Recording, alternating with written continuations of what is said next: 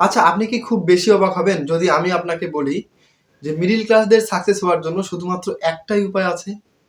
আপনি ইন্টারনেটে এরকম হাজারটা ভিডিও খুঁজে পাবেন যেখানে সাকসেসের কথা উঠলেই সবাই বলে ইলন মাস্কের মতো রিস্ক নেওয়া শিখুন, হার্ড ওয়ার্কের পরিবর্তে স্মার্ট ওয়ার্ক করুন, ব্যবসা করুন। আর ব্যবসা করতে গিয়ে আপনি মানুষের যত বড় প্রবলেম সলভ করতে পারবেন ঠিক তত বেশি টাকা ইনকাম করবেন।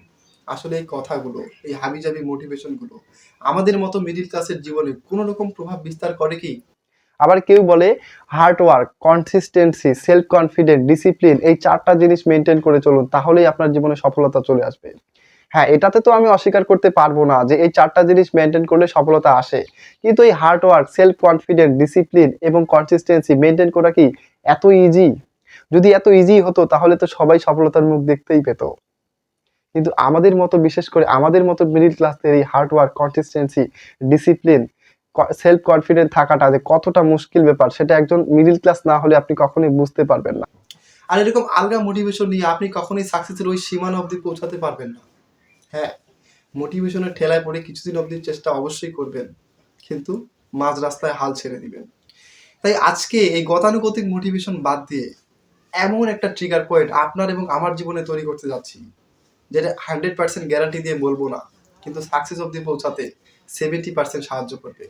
তাই আপনি যদি অ্যাকচুয়ালি একজন মিডল ক্লাস হয়ে থাকেন এবং মনে মনে ভেবেছেন কিছু একটা করবেন, পণ করেছেন, তাহলে ভিডিওটি দেখবেন।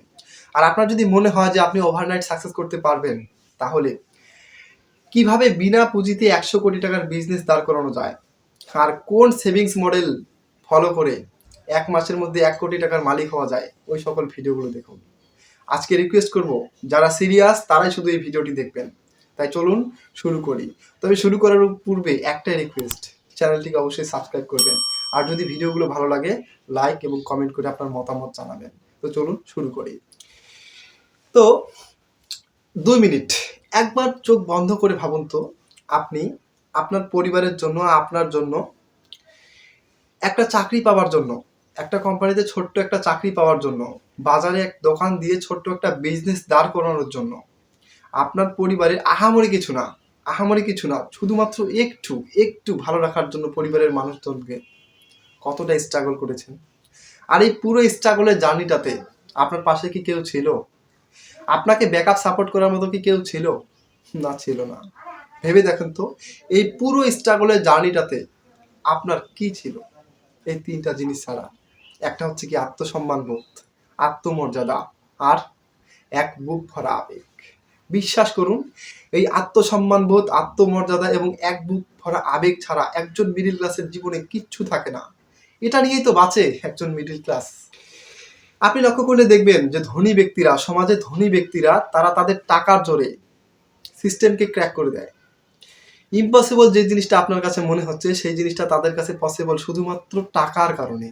আর একটা কথা, আচ্ছা ধরুন আপনার পরিবার বর্তমানে ভয়াবহ একটা অর্থনৈতিক সংকটের মধ্যে দিয়ে যাচ্ছে, আর আপনার পরিবারের কোনো একটা সদস্য গুরুতর অসুস্থ, সামনের মাসে তার চিকিৎসার জন্য মোটা অঙ্কের টাকার প্রয়োজন, এবং আপনি এবং আপনার পরিবারের কোনো সদস্যই জানে না সেই টাকাটা কোথা থেকে ম্যানেজ করবেন, কোথা থেকে সেই টাকাটা আসবে।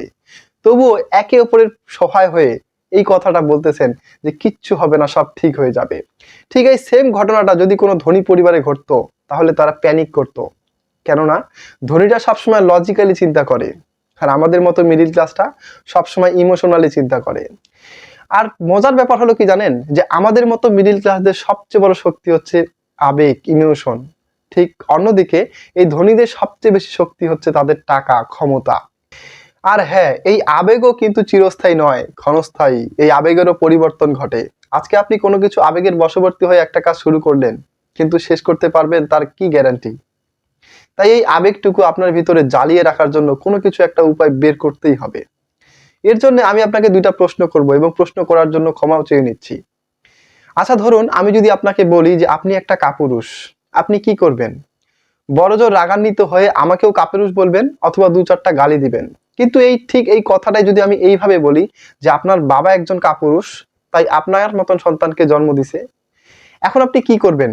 শুধু কি কাপুরুষ বলবেন আমাকে, নাকি একটা বাস দিয়ে আমার মাথার মধ্যে বাড়ি মারবেন? অবশ্যই আমার মাথার মধ্যে বাড়ি মারবেন। কেন বলেন তো?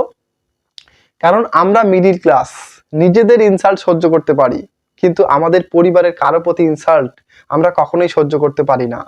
আচ্ছা, আপনি কি মহাভারতের সেই ভীষণ যুদ্ধের কথা জানেন, যেখানে কৌরব পাণ্ডবদের বিপক্ষে যুদ্ধ করেছিল? আচ্ছা বলেন তো, পাণ্ডবরা কেন যুদ্ধ করেছিল? হস্তিনাপুরের সিংহাসনের জন্য যুদ্ধ করেছিল কি? না, পাণ্ডবরা এই কারণে যুদ্ধ করেছিল দ্রৌপদীর বস্ত্র হরণের কারণে। তাদের পরিবারের আপনজনদের ইনসাল্টের কারণে তারা যুদ্ধ করেছিল। এবং বিশ্বাস করেন, পাণ্ডবদের পক্ষের শক্তি আর কৌরবদের পক্ষের শক্তি আকাশ জমিন তফাৎ ছিল। পাণ্ডবদের দ্বিগুণ শক্তি ছিল কৌরবরা, তবুও পাণ্ডবদের বিরুদ্ধে কৌরবরা যুদ্ধে জয় করতে পারেনি। শুধুমাত্র কিসের কারণে জানেন? তারা তাদের আত্মসম্মান বোধকে, পাণ্ডবরা তাদের আত্মসম্মান বোধকে আর ওই পরিবারের প্রতি হওয়া ইনসাল্টকে শক্তি বানিয়ে নিয়েছিল। তাই তারা কম শক্তি হওয়ার সত্ত্বেও কৌরবদের বিরুদ্ধে যুদ্ধ করে জয়লাভ করে। তাই এরকম একটা ট্রিগার পয়েন্ট যদি আপনি আপনার জীবনে তৈরি করতে পারেন, তাহলে আপনি জীবনে কোনো কিছু চাইলে অবশ্যই সেটা করতে পারবেন। তার মানে এটা নয় যে আপনি আপনার পরিবারের আপনজনগুলো, মা বাবা ভাই বোন, অন্যজনদের কাছে নিজের ইচ্ছায় ইনসাল্ট হতে দিবেন, এটা তো নয়। আচ্ছা, আমরা মিডিল ক্লাস হলেও আমাদের এরকম অনেক আত্মীয় আছে যারা আসলে রিচ, এবং তারা কোনো ইভেন্ট আয়োজন করলে, যেমন বিয়ে বাড়ি বা অন্য কোনো অনুষ্ঠান, তারা কিন্তু আমাদেরকে নিমন্ত্রণ করে এবং আমরা পরিবার সমেত সেখানে যাইও।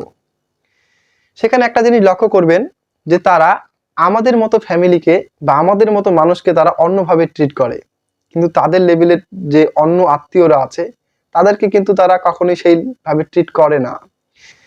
এবং আরেকটা জিনিস লক্ষ্য করবেন যে তারা আমাদেরকে ছোট করতে তারা দুবার ভাবে না।